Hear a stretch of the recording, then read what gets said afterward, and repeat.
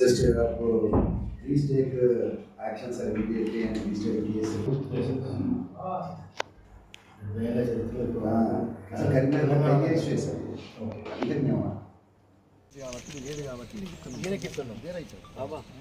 ఒకవేళ case list అయితే మనకు అవసరం లేదు. అది ఎస్పీ సిరిసిల్ల రాగానే ఇట్లాంటి ఎత్తే రిప్రజెంటేషన్ అక్కడ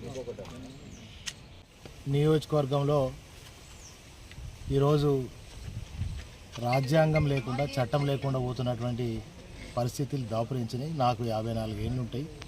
స్వతంత్రం వచ్చి దాదాపు 75 ఏళ్ళ ఈ సందర్భంలో తెలంగాణ రాష్ట్రంలో ఉమ్మడి తెలుగు రాష్ట్రాలలో కూడా దాడులు ఒక మాజీ ఎమ్మెల్యే చెప్పదండి 5 ఏళ్ళు నేను చేసిన 10 సంవత్సరాలు కేసీఆర్ గారు మరి 10 ఏళ్లలో తెలంగాణలో శాంతియుత వాతావరణం ఉండే. అటువంటి శాంతియుత వాతావరణాన్ని కాంగ్రెస్ ప్రభుత్వం వచ్చిన తర్వాత సీఎం రేవంత్ రెడ్డి గారు ముఖ్యమంత్రి అయిన తర్వాత ఇవాళ తెలంగాణ రాష్ట్ర వ్యాప్తంగా మరి శాంతి పోయి ఇవాళ ప్రతిరోజు తెలంగాణలో ఎమర్జెన్సీ తలపించే విధంగా అక్రమ కేసులు, దాడులు, మరి అరెస్టులు జరుగుతున్నాయి తప్ప తెలంగాణలో శాంతియుత వాతావరణం లేకుండా పోయింది.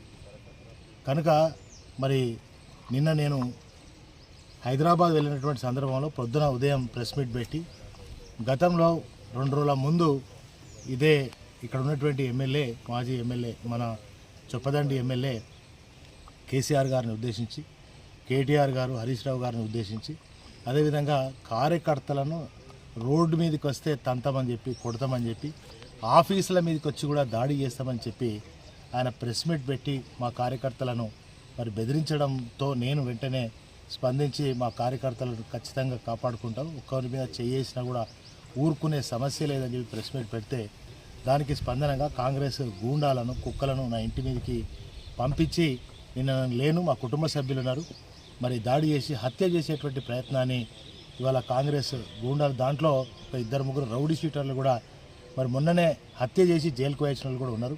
మరి కాంగ్రెస్ పార్టీలోనే మరి రౌడీ షీటరు ఇలా రౌడీల వ్యవస్థ ఆయన ఎమ్మెల్యేగా కాకుండా ఒక రౌడీ ఎమ్మెల్యేగా ఆయన వ్యవహారం చేస్తున్నాడు కనుక చట్టరీత్యా మేము రాజ్యాంగాన్ని, కోర్టులను, చట్టాన్ని నమ్మేటువంటి వాళ్ళం కనుక మాకు రాజ్యాంగం మీద చట్టం మీద నమ్మకం ఉన్నది. తప్పకుండా ఇప్పుడు ఇవాళనే ఏసీపీ గారికి మరి పిటిషన్ వారి మీద చట్టరీత్యా చర్య తీసుకోవాలని పిటిషన్ ఇచ్చాం కనుక తప్పకుండా వారి మీద చట్టరీత్యా చర్య తీసుకుంటుంది అని నేను భావిస్తూ వెంటనే వాళ్ళ మీద చట్టరీత్యా చర్య తీసుకోవాలని చెప్పి నేను డిమాండ్ చేస్తా ఉన్నాను.